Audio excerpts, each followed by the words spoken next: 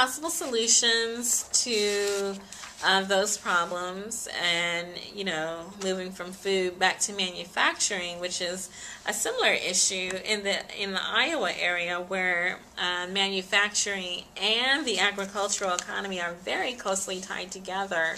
I did bring up the possibilities of how wind energy and manufacturing could be tied together in Iowa, and then I'll tell you what the developer told me about that. This is an article from the Times Delphic, which is the paper of Drake University, and the article is "Know Where Your Food is From." This is coming from the April 11th Times Delphic. They're saying that a graphic design professor encourages students to become locavores. By 7 a.m. on any given Saturday from May until October, Court Avenue is abuzz with Des Moines residents exploring the booths of more than 200 vendors at the city's downtown farmers market. Iowans only have to wait 26 more days to search for the freshest, locally grown tomatoes and the sweetest cinnamon rolls and the most vibrant flowers.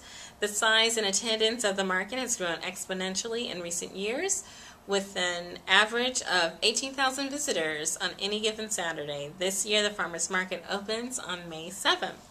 Over the past 15 years, the number of farmers markets in Iowa has increased by more than 75%, or according to the Iowa Farmers Market Association. Many reasons, including rising fuel and food prices, increased availability, and a stronger sense of environmentalism, have contributed to the rise in markets across the state. And the downtown Iowa Farmers Market is just fantastic. It's wonderful. It's lovely. The food is great.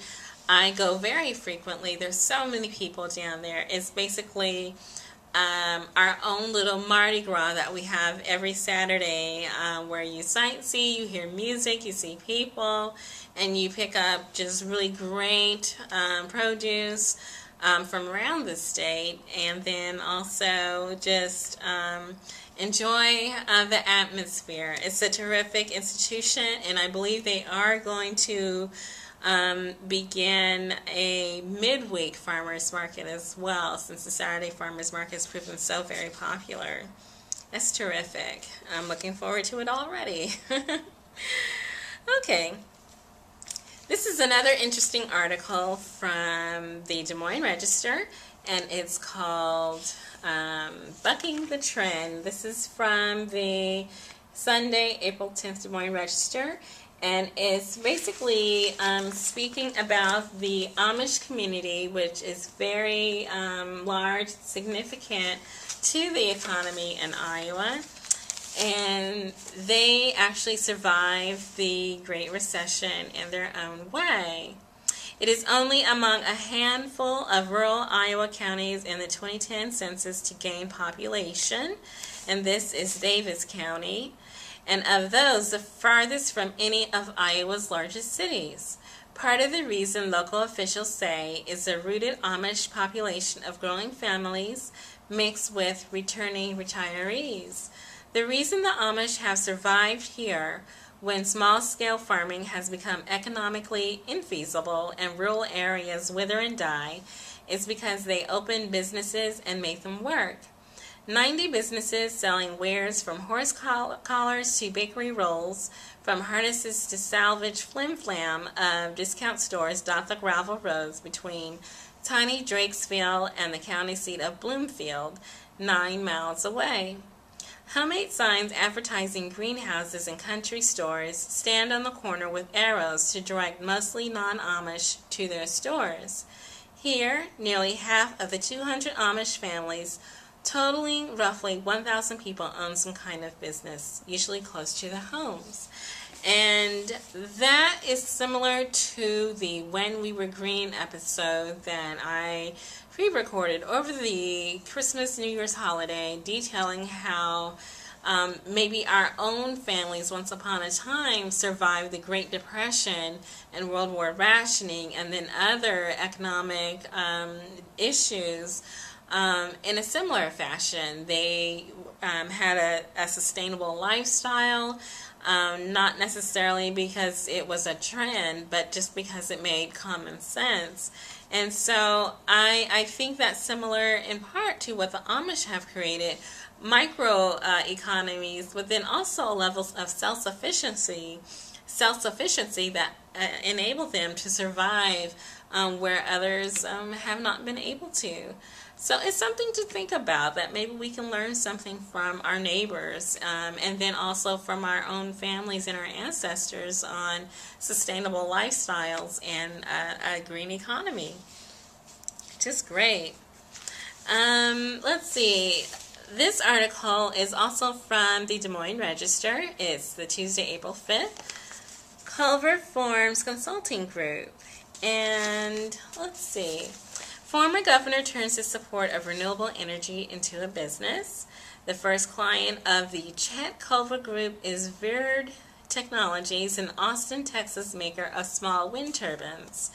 Culver is a past chairman of the Governor's Wind Energy Coalition and the Governor's Biofuels Coalition. There's more on the inside. The Culver program provided about $25 million in incentives annually, and this is the Iowa Power Fund that they're speaking of now, the Iowa Power Fund, in incentives annually to spark the next generation of renewable energy research and development. Governor Terry Branstad, our current governor, plans to eliminate the Power Fund, although he said projects can still find funding through the state's main economic development incentives program. And I will say this, that during Chet Culver's administration, that is when Iowa did move to the number 2 position for wind energy development and capacity, second only to Texas. The consulting business will focus on marketing, business development, and public policy work, as well as advocacy, Culver said. Culver, who was the state's 40th governor, not only plans to promote renewable energy nationally and internationally, but also hopes to find nonpartisan opportunities to advocate for education, infrastructure, and other issues. So that's going to be Governor Culver's upcoming activities, which is wonderful. This comes from the Friday, April 8th Des Moines Register. Des Moines Green Appeal is growing. So you see a little bit more of that. And the article shows the Des Moines Mayor, Frank County, as he addresses the crowd at the 2011 Tree City USA Community Forestry Awards lunch. That was a past Tuesday at Stony Creek Inn in Johnston. He received the Outstanding Civic Leader Award. You can also see Iowa Governor Terry Branstad standing with representatives from Des Moines as they receive the Tree USA Growth Award. We like our trees in Iowa. Very much. I know I do. I like the trees. All right. And so now I'm going to show an article also from the Tuesday, April 5th Des Moines Register. This is a photo of a wind turbine. And you can see the size and the scale as they look in Iowa. Speaking of the wind energy industry, and the caption is, Farmer Spencer Jorgensen used a tractor and implement to seed waterways in his family's cornfield 3 miles southwest of Adair on Monday. And it says above him, Monday was a good day for wind-generated power. And it just kind of shows the farmer and his tractor there, how the farming has supported the wind energy industry, but then at the same time, how wind has supported the farming industry in Iowa as well.